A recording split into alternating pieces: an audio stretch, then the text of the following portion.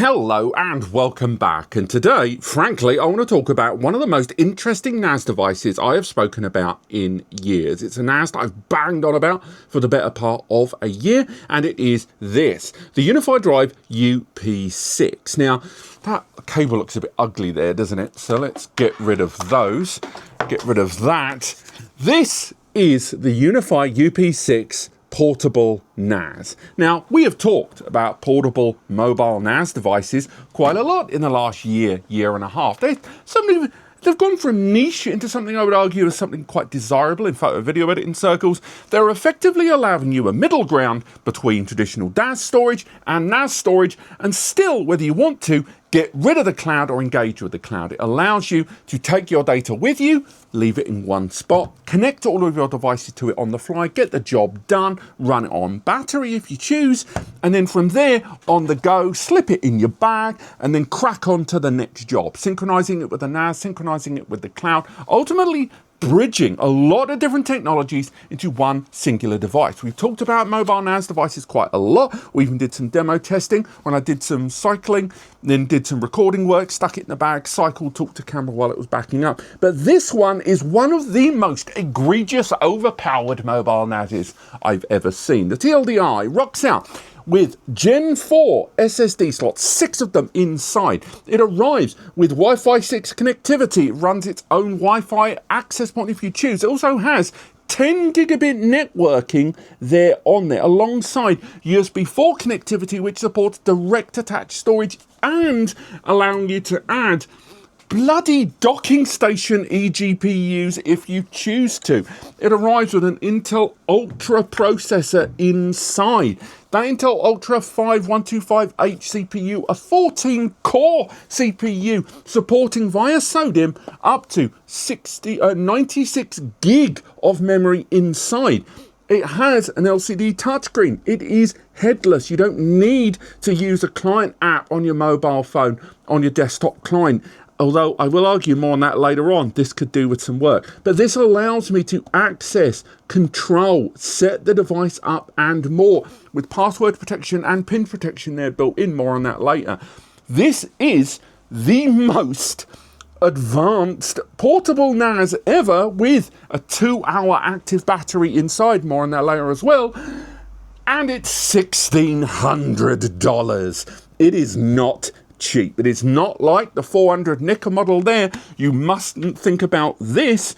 This is like comparing the Acer Store Flash Store series. This is a system that is giving you the features and functionality of a high-powered local flash NAS server, but it just also happens to be one that when you need to take it, you can take it or you can leave it, and if you leave it, it's a portability that it trades on. That is its USP. But let's talk design. I've been using this on and off for about 4 weeks at this point when I was at CES and just in and out of the office. Indeed, I've left it on now pretty much constantly for the better part of 2 weeks. It measures in at 17 centimeters by 15 centimeters by 4 centimeters in terms of height. It's plastic on the outside with a metal internal chassis. Again, we'll talk about more of the M.2s there inside. The LCD screen is stupidly bright. We'll talk about that more later on. The SSDs that are inside, it didn't arrive with heat sinks. That really surprised me. The amount of space that's afforded in there isn't too shabby. But I will say the plastic casing on the top did leave me slightly concerned about the M.2 placement there inside. Now, 3 of those M.2 slots are Gen 4 times 2, and 3 of them are Gen 4 times 4. They are going to run hot, and we'll talk about thermals later on, but I was kind of surprised they left those so open when the majority of people developing devices like this would generally throttle those down to ×1 speed because of temperatures. Another thing I want to highlight that I think the brand could stand to be a lot louder about is the Thunderbolt and USB-C connections for several reasons.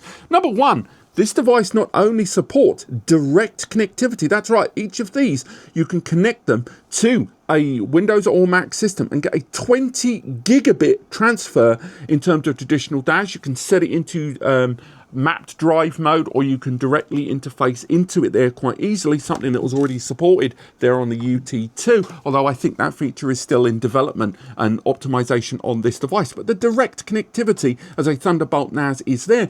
But on top of that, this system, along with its internal battery, it comes with an external PSU that connects there at the rear for when you want to charge up that battery, but you can also run it and charge it off of that USB. That's intriguing as all hell. That means if you're running Thunderbolt portable laptops, Thunderbolt systems on site, you can then slam the device down, directly interface it with the USB 4 Thunderbolt 4 connectivity there, and then not only power the device, but also run it for everyone else and still get 20 gigabits connectivity for yourself alongside a 10 gigabit network port. I wish there was more network ports, but 10 GBE on one is still pretty darn good, and you've got that Wi-Fi 6 connectivity alongside, as mentioned, setting the device up for you, your multiple devices or your colleagues with its own AP to share that connection out. Right, so let's talk about that screen. This is meant to be effectively the ability to control this entire device without utilizing a standard client, mobile or, laptop device. But first and foremost, let's remove the power during this. We're going to leave the network connected, but do keep in mind you can take advantage of the Wi-Fi connectivity on this device. But I wanted to kind of show it in this state, just give you some idea about what you can and cannot do. First and foremost, I have logged into the device, but you do have to log in order to access the bulk of the features and services. You can do very light stuff, screen brightness, rebooting the device, but you need to log in to be able to take advantage of the main feature set. Although I will say, and this isn't the first time I'm going to say this in a video, I'm sure, I don't like the fact that there isn't two-factor authentication. Just having the password should not be enough. If I leave this on a train, I don't like the idea that someone could get into it just because they know the password or could potentially brute force hack. You can change the security settings, auto block and that, but still not a fan of that.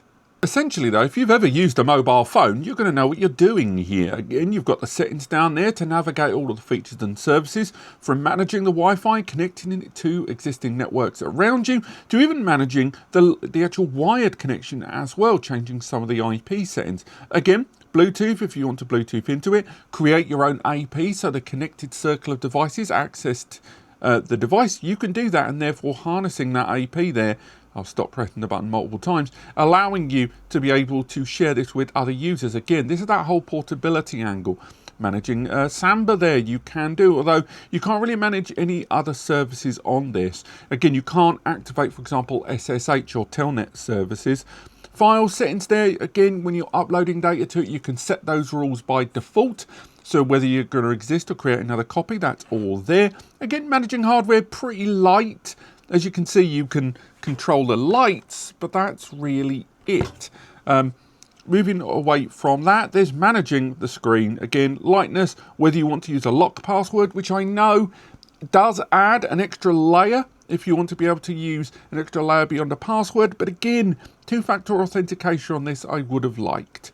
Because again, if someone's looking over my shoulder and they see me entering that lock password, there you go. That's all gone for dust. Next, the backup services. Now, this is something I love. Whether it is you're going to be utilizing SD cards, whether it is you're going to be taking advantage of USB keys, I haven't got one here to hand.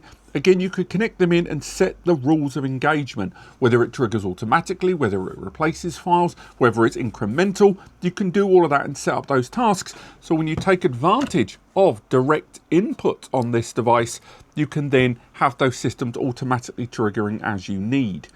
System language, understandable, but again, I will say, where's English UK? But never mind, he said patriotically. Remote assistance, whether you want to allow them to be able to access the device remotely for running different diagnostic tests. And finally, hardware information. This is a lot of blurby information. You can't change any of this. This is everything from the IP to the storage, what's connected and how. But again, pretty limited there. And that's really it for the settings menu. From there, you can manage the connection. So, for example, if you want to manage the Thunderbolt connection, if you have something connected, whether you want to manage the Bluetooth connected devices there, those peripherals you might be utilizing, or you want to go ahead and manage that access point that you've created, or if you want to manage Wi-Fi connections, the options are there. But again, you can't really change that much. I would not say that this replaces a full client device there. Likewise, although I really, really like that I can go ahead into the My Files section here, access areas of storage and access files as I go. So for example, if we go into a backup I created earlier, We've got a whole list of files and folders here. If we go to the best NAS of the year, we've got photos. I can go ahead, for example, and find, let's go for an MP4 here. So it's a 16 gigabyte MP4 file. We'll play that in there, and it's playing it natively within the screen there. Quite nice. Again, if we go ahead and get to a point with there's sound, when I'm not just checking my phone like a dingus, no sound. So it's a shame, and again, I get it, but it still would have been nice to be able to have some of those features and services. I love that I can play this, but still, it would have been nice to be able to have some of that control. Same goes if I try to play an MP3 or anything like that, or vice versa. If I want to go for perhaps a PNG file here, so that's a NAS file there, we can find out how much information we can garner. And we can access some of that metadata as well, so it's pretty deep. So if you are a photographer, it might be quite nice to be able to have this level of access and access files on the fly, just to double check, did you make a backup of certain files? You can even go down folder creation routes, but that's really it. You can't create shared folders per se, although if you do create a folder within a shared directory and you've allowed the permissions, you should be able to get in pretty neatly there. And again, you can change the viewpoint there as you would expect, but it is a fairly perfunctory file manager, but it's still nice to have that level of control and access. And you can manage tasks that are happening in real time. You can go ahead and turn off the screen on the fly when you need to. And of course, manage those backup operations that we've already discussed. This is a great little feature. I'm just going to say, I wish, for example, down here, it tells me CPU and memory utilization and fan utilization, but I can't control the fan. I can't increase it, decrease it. Although I can monitor the battery, which has only gone down 1% during the course of this testing, I can't really switch to a power saving mode or play with the UPS settings, for example. So if this is now on battery mode, it might be that I may have before that set up the system to power down when the battery hits 20-25%, but I might want to lower that. Some of those things are just features I wish were in this settings menu. I love that it's here, and certainly it provides me a level of access to my data on the go that I've not been able to have elsewhere, but still, I think the LCD here doesn't give quite the same level of access and control as, for example, a mobile phone would give me. Let's face it, portability is kind of the name of the game here. This you could run connected to mains output, and it would be very competitive in terms of what you are getting here anyway, but it's the portability that sets this apart from others. So let's talk about the battery life. I let the battery charge up to 100%, and then from there I disconnected that mains power. I had the device connected via a 10 GBE connection to my Windows client PC, and then did a constant data upload over that 10 gig connection over the course of 30 minutes. So it never had a chance to power down. The fan was always at around level 3, level 4, more on that later on, and over the course of that, the battery dropped 42%. So 42% over 30 minutes of a 10 GBE constant upload is pretty respectable in terms of the kind of hardware we're talking about. I did a secondary test where I set up a LUN, an area of storage, I think it was 400 gigabytes inside the system with the same 10 GBE connection and the same Windows client. I did a repeated AJA 256 megabyte repeated read-write test. And over the course of that, over 10 minutes, it only used 12%. Now, to put that into perspective, this device has been running now in my hand, according to the screen, 14 minutes. I've been recording on the DJI, and we're at 96% utilization there. So 96% at 13, 14 minutes, that's like 3.5 minutes per percent. That's pretty good. That's like 300 to 350 minutes in idle. Again, maths off the top of my head is like fag packet maths, but still that's way above the 2 hours they state. Again, that's in idle, and during my active testing, I might have got lucky and hit maybe an hour of 10 GBE repeated tests, which is still pretty darn good. And the other thing is that battery doesn't just work as an operation, it also works as a UPS. So there's a settings in there for the battery to power the system down when it gets to 15% of that power, or you can set it and adjust it so that once the system recognizes it's no longer on mains power, after a certain number of minutes, it will safely power itself down anyway, so in case it goes off in your bag or something. Overall, really happy with the battery on there. It seems to do what it does, but of course, this is testing over the course of weeks, not the course of years. It's not a removable battery either. It does look like it is embedded inside the side there, but still, it seems to run off mains on its own if it needs to. Also, I didn't know where to insert this in the video, so I'm just going to clumsily ram this in. The accessory kit this arrives with, I know I shouldn't really judge a device by this, and you are paying 1600 nika for this, or 1599, but alongside the device arriving with the stand, so you can put it on, again, nice metal-y stand there, it also arrives in this enormous box. And it comes with this carry case. Now, in the carry case, it arrived with pretty much all the cables you're going to need. So it had all of the USBs, PSU, network cables, Cat 7 by the way, alongside that arriving with all of the kind of connectivity you're going to need, and it is just a really nice extra that it arrives with. Again, for that kind of money I would expect some good stuff there, but still, the presentation of this is pretty darn good. But what about noise, power and thermals? Well, let's tackle noise first, because this is going to have to toe a real interesting balance, because with that much of egregious storage inside and that CPU, there is the argument that either the fans are going to have to go bananas, or if it tries to remain quiet, it's going to overheat. So noise first. When I had the SSDs being accessed and the fan set to auto mode, that means the fans are going to adjust as and when they're needed, I saw a noise level of around 37 to 38 dBA. Now, with the SSDs being accessed and, crucially, the fans being set to their highest level, I saw a noise level around 46 to 47 dBA. Let's hear that now.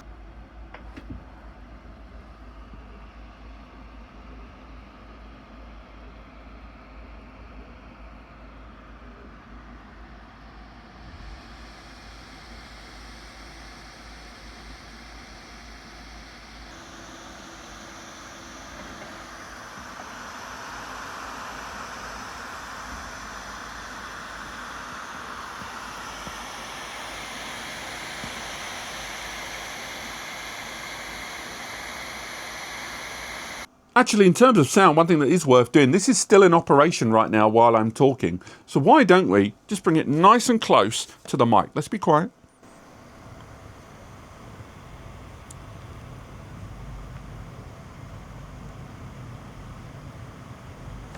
So again, not too egregious. The fact that I've been waving this around on camera and you've not heard it yet is pretty good. There's some dust filters there to take care of any kind of detritus that might fall in there. But yeah, overall noise, really happy with it. But how did that translate into thermals? According to the NAS software, the SSDs never really hit high. I think they maxed at one point at around 55 to 60, but that was very brief during their heavier testing. But after 13 days of operation, when I was accessing this system daily for probably aggregate a couple of hours over on and off access when I was over in CES, as well as when it was static before and after I was there, the thermals are actually surprisingly good. It really surprised me given the plastic external to the metal internal, particularly those SSDs inside. I did choose, by the way, to use heatsinks on the SSDs, but they don't include them as mentioned. And the other thing I will highlight that was in my first impressions, I was kind of concerned about the arrangement of the heatsinks when I put them on and the direction they were to the fan. They didn't seem to cause too much of a problem. The top of the system was around 34 to 35 degrees. The base of the system just underneath the LCD was the coolest at around 28,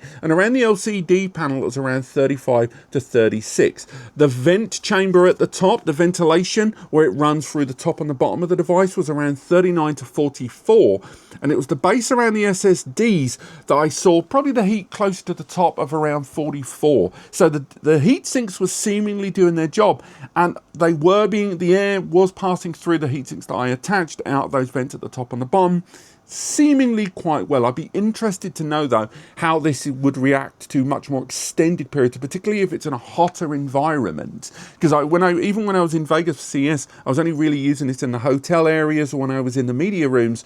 So I'd be interested to see when a hotter environment, how well those fans would stand up to the air pass through there. But again, that's situational. Overall, I was surprised how well this dealt and with the thermals, and particularly the amount of ventilation based all the way around the chassis on practically every side. Now, when it came to the power consumption, of course, this is going to have times when it's running on battery operation, but not all the time. So, for example, when I had it connected to mains output, and I had to make sure the battery was at 100% every time, so it wasn't affecting the power draw. When I had the SSDs in idle and the CPU at practically zero, we're saying sub 5% there, but the fans were in active use, but not the highest operation, it was around 21 watts power consumption. Now, with the CPU at its lowest and the SSDs remaining in idle, but the fan set to higher operation, so again, keep in mind there's a couple of fans there based in the middle next to the SODIMMs, it was around 25 to 27 watts. Finally, with the SSDs being fully accessed and the CPU sitting around 20+%, and the CPU did get a little warm, I will say that, we could see that the power was around 38 to 31 watts power draw. Pretty impressive, but overall, again, how that would react to running off that battery power at those numbers, we'll have to wait and see. But overall, really happy with the power consumption of what is a portable M.2 NAS there. But let's talk software. Having the hardware in your pocket running off a battery is one thing, but knowing you've got a cogent, useful device that you can actually bloody use day to day is what's important. So let's talk about the software. We've already talked about the LCD, but let's talk about the desktop and mobile application. The software that the UP6 arrives with, the UnifyDrive NAS software, in the year since the very first time I saw it on the UT2, has really scaled things up. I'm accessing it now via the web browser, but of course I can use a desktop client application, and some features do require you to do that. Alternatively, you can use a mobile client that we'll talk about later on, but I'll say right now, short of about 3 to 4 things that I will touch on, there is very little in modern NAS right now that you can't find on this device. This isn't even all the applications. The App Center is pretty bloody massive. And there's pretty much all the defaults, everything from snapshot support there, multi-client backup synchronization, cloud synchronization, full file folder access in a dedicated native file explorer, managing of the local points of connection and injection on the NAS itself, storage management, a secure encrypted storage area, Docker implementation there, multimedia in photos, music, and movies. From there, virus scanning, although I will say that one does need some work. Using AI tools as well, utilizing AI implemented features, whether it is from photo and video, thanks to that CPU being a pretty substantial NPU assisted device. On top of that, you can go ahead into the broader range of applications in the App Center for even more. There's integration as well with an NVIDIA toolkit as well, which I believe is to do with adding a docking station to that Thunderbolt port there.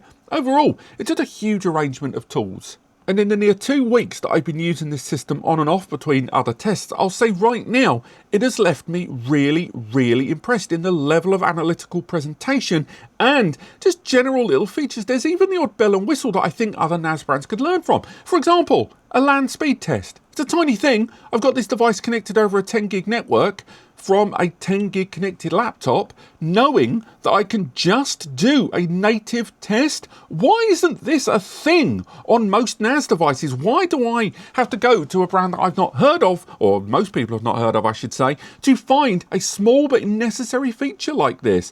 But at the same time, every time they surprise me with something great, they pull me back. For example, again, although we've got those IP blocking settings, which is great, and again, auto block, the number of times it's accessed, that sort of thing is what I would like. And again, air gapping as well with schedules as well. I will say, I don't like that there isn't two-factor authentication. And I know there are some people that are going to say, well, it's a Chinese branded NAS device. They don't use two-factor authentication by default. And that is absolute garbage. There are plenty of Chinese manufactured NAS devices with two-factor authentication. I know you can enable it, by the way, with remote access if you are accessing a device via the online account and enable two-factor or connected authentication. So for example, I'm using our disposable Gmail for that, and you can use a verification there. But again, I do wish we had traditional two-factor authentication, or at least integration with third-party ones like Google Authenticator. I hate to bang on, but it's just the fact that, for example, they've clearly got security stuff going on here. Everything from ransomware protection that you can enable, firewall protection, IP blocking that we've already discussed, and login logs there and login devices give me real-time information. But There's no right click, there's no contextual option to log those devices out. I want to be able, for example, to be able to say, no, I don't want that person accessing, and kick them out of the device on the fly. And I just think there needs to be a little bit more, particularly on a portable NAS device, to lock people out. But that aside, I just can't fault the feature set here. It's got one of the most impressive file folder management options available to me, with managing shares, managing individual file folders, storage management there that allows me to, on the fly, expand that storage on additional drives that I might have, as well as analyze, defragment, and more, as well as managing all of the permissions on the fly. This is something that's presented very, very user-friendly. And given this device is targeted towards a lot of photo video editors that don't really prioritize technical nous over, let's be honest, actually creating wonderful photos and video, I think this is a great way to allow them access to manage their data on the go and remotely in a user-friendly fashion. Whether that goes down to photos and video. So for example, in the photo manager here, and you can have a look at here, we got some of those videos we took from our best of, when we took some of the clips of Radar, when we had like Wendell and more.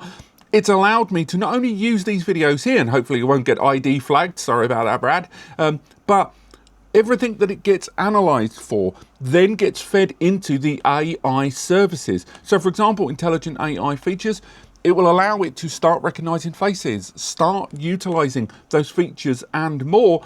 And again, we can go ahead and download some of the AI engines it recommends, and there are multiple options again, whether we want to take advantage of other AI assisted photo recognition. Same goes for scenes, same goes for maps, and we'll get those for later on in the video. But it's just smooth as silk. And these are all the images I took, for example, from CES. And let's take one of the videos. Let's play a video in the screen. So this is when I was playing around with the surveillance software from Ugreen there. Again, we can find out more real-time information about this. We've got the size of the file. If we want, we've got the transcoding there on the fly. We can image swap between them. Again, all of the options are open to us here, and what I would expect. You can hear the fan there on the system. This fan has now creeped up to setting 3. And actually, while we're on that subject, let's go into those fan settings there, not storage. Let's go into the settings option there.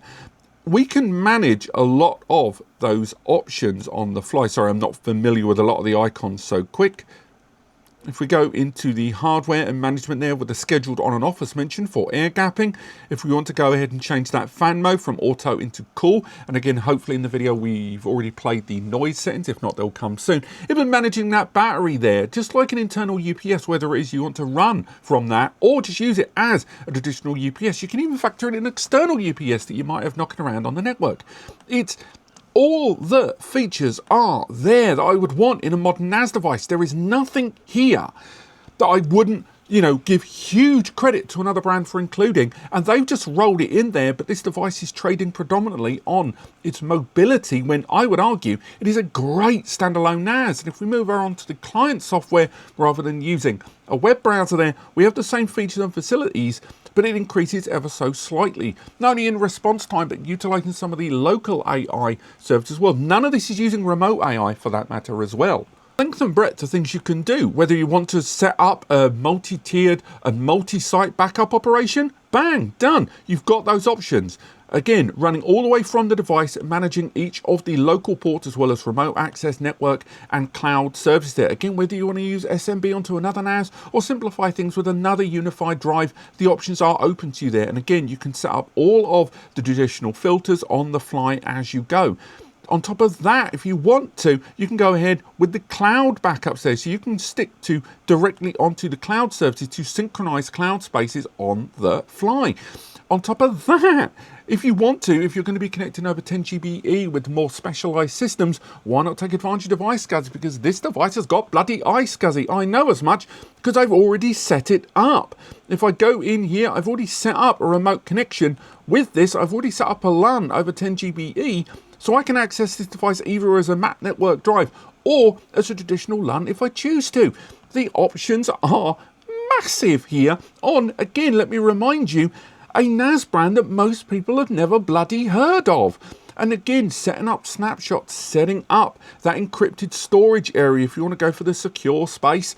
Again, you set up an area of storage on the device, you set yourself up that password going in here. Let's go for that there.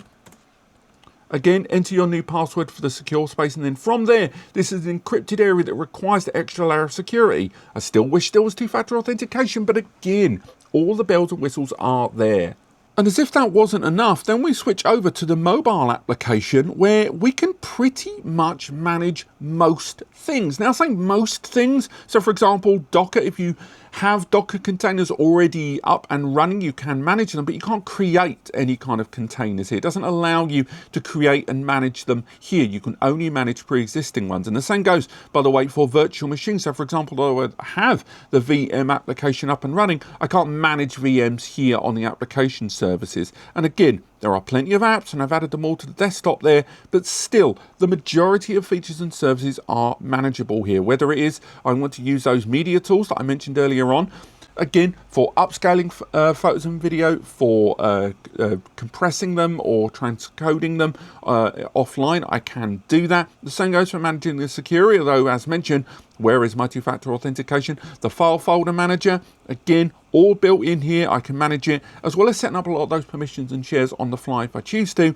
Same goes if I want to manage the storage. So again, if I've got a storage issue, everything down to managing and checking the temps of drives, it's all available to me on the fly. The same goes for the secure space. I can manage it there. The same goes for managing the system, pretty much all of the settings and controls.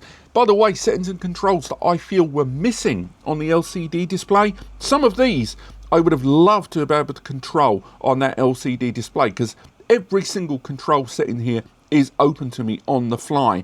Managing requests for files for locally connected users. The same goes for managing that access point, managing the Bluetooth, managing all of the connections are open to me here. It's a really well put together application. It's responsive. And again, I'm accessing this on Wi-Fi to a locally connected NAS, so keep that in mind. But I will say, and I've touched on this in another part of the video, I will say, although the SSD temps on this device have been very, very good, the CPU generally has always sat around 60 degrees all of the time. I know I'm hitting this quite hard, and it will be on and off for most users when they're accessing it, but do keep that in mind. Again, there's just so much I like about this device, and I like it not just as a portable NAS, but I like it as a NAS. I just feel there's a few things to do with security management that they still need to hit the drawing board on. But when it comes to the device itself, there is very, very little in modern NAS that isn't available to you here. And then when you add on accessing the device on the go on a battery pack that does a very good job of managing a lot of those speeds. So actually, let's have a look at what I just saw there. Let's go back into the device. Let's check that network speed test there. Again, we can manage those speed tests pretty well, even on a local device. Again, I know a lot of you are going to be like, what's the point of that? But on the LAN access to a NAS is important. Bottom line, really, really happy with the software offering here. And I would argue, in terms of software, they are ahead of the majority of turnkey NAS solutions in the market right now. And with brands coming out of the fold, like Rico, like Z Labs, like all of these, even Ugreen have rocked out recently with NAS devices in the last 1 to 2 years. UnifyDrive has just kept their head down with a substantial software offering that, although isn't 100%, I'd say it's in the 90s. This is not a device for everybody. Mobile NAS devices are so effing niche that I think a lot of users that are just looking for a static NAS will wonder what the point is. And those of you that use cloud, or those of you that use DAS on the go, will think this is overkill. But there is definitely a growing market in the middle for mobile NAS devices for those that go for a job off-site and start weighing up whether it's worth uploading their data as a backup or sticking a hard drive on a plane. Genuinely, that happens. Let's be realistic. I love this device. I've been looking forward to this device. It seemingly runs cooler than I expected. It is compact in terms of size and weight. The internal battery seemingly performs, although again, it's something we may have to come back to in 3, 6 or 12 months to double check. I love that it's running Gen 4 SSD slots inside, something you rarely see even in static desktop. And I love the the LCD there, clientless header, although I do think that application and how the things I can control on board does need improvement. I love that it's got 10 GBE and Thunderbolt direct connectivity, and the operating system is way better than it bloody well should be, frankly, in the marketplace right now. Is it perfect? Sod no. It is expensive. You are paying for that USP. And the hardware, of course, but definitely that USP. The lack of two-factor authentication I find baffling, and we can talk about that more in the comments. And as mentioned, the level of control the LCD affords could stand to be a little bit more, although I understand from a security stance, perhaps not everyone would like that. Overall, right now, as I record into my 27th minute and the battery sits at 88%, there's a lot to like here as far as I'm concerned. And for a number of you looking at a mobile NAS and you wanted to take it up to the nines and go for the best one right now, this is a real contender, and UnifyDrive are making a hell of a name for themselves. But what do you guys think? Are you someone that's interested in mobile NAS? Did you buy the UT2? Let me know what you guys think in the comments. Thanks so much for watching. I hope you've enjoyed this. A written review will be available below as well. We'll be returning to this device, I reckon, in 3 to 6 months as I take it on the road with me this year. And frankly, I want to see whether it can actually sustain the kind of high levels of performance and high levels of enthusiasm that I've been throwing on it, because I just don't think a device like this should come out the blue and be this good. There must be something wrong with it. So I can't wait to see if there is in 3 to 6 months. But thank you so much for watching, and I'll see you next time.